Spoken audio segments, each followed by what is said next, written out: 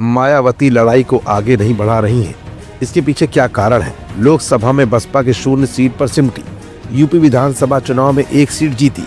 कई राज्यों में बसपा के वोट शेयर में आई गिरावट भी मायावती के लिए अच्छे संकेत नहीं है। बसपा के गिरते हुए शेयर से पता चलता है कि लोगों का पार्टी पर से ही भरोसा उठ गया है। साथ ही कांशीराम की ओर से लाए गए मूल कैडर को नेतृत्व ने बाहर कर दिया है। जी हाँ, हम ये बातें अपनी रिपोर्ट में इसलिए कर रहे हैं क्योंकि बीते कई महीनों में बसपा प्रमुख मायावती ने तमाम बड़े फैसले किए हैं। उनमें से एक फैसला था आकाश आनंद को पहले पार्टी का उत्तराधिकारी बनाना और फिर पार्टी के सक्रिय सदस्य पद तक से ही हटा दिया जाना। लेकिन इसके पीछे की कहानी लोकसभा चुनाव 2024 से शुरू हो गई थी। इधर मायावती के प्रतिद्वंदी के तौर पर चंद्रशेखर आजाद नगीना से सांसद चुने जाते हैं। उनका जनाधार दिनों दिन बढ़ता जाता है और माया की पार्टी बसपा का जनाधार दिन ब दिन गिरता जा रहा है। ऐसे में सवाल ये भी उठने लगे हैं कि 2027 आते आते विधानसभा चुनाव में क्या आजाद समाज पार्टी का कद इतना बढ़ जाएगा कि मायावती का कद चंद्रशेखर आजाद उर्फ रावण के आगे फीका पड़ने वाला है? कहीं ऐसा तो नहीं कि आजाद समाज पार्टी बहुजन समाज पार्टी का अब एक नया ऑप्शन बनने वाली है? ये कुछ ऐसे सवाल है जिनका जवाब अपनी आज की इस रिपोर्ट में हम आपको दिखाएंगे भी और बताएंगे भी। दरअसल उत्तर प्रदेश की राजनीति में लंबे समय से दलित वोट बैंक को अपने पाले में लाने की कोशिशें होती रही हैं। कांशीराम की अगुवाई में जब बहुजन समाज को प्रतिनिधित्व देने के लिए पार्टी का गठन किया गया था तो दलित समाज का सहज जुड़ा हुआ था।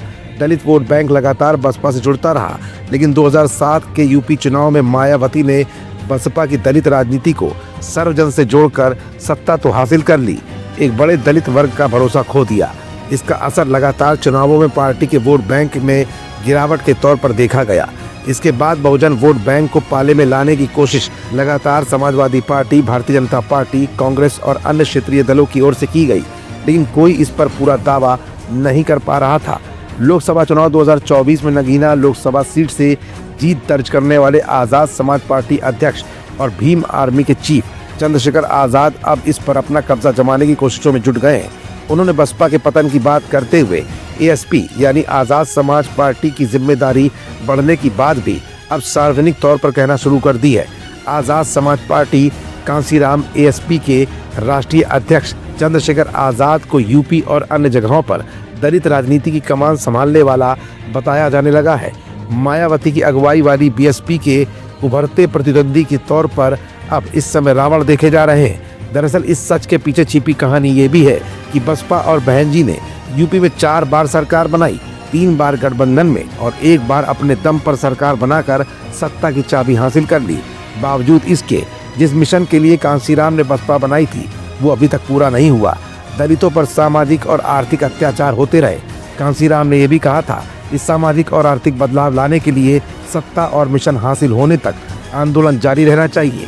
शायद मायावती का वो मिशन फीका पड़ गया और चंद्रशेखर आजाद को इस समय आगे निकलने का भरपूर मौका मिलता दिख रहा है।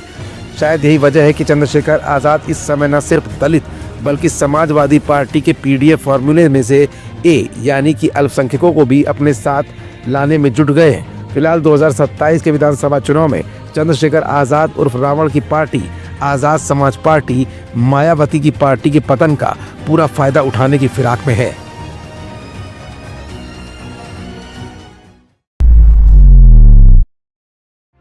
If you like this video, hit the like button and press the bell icon to never miss an update from M News.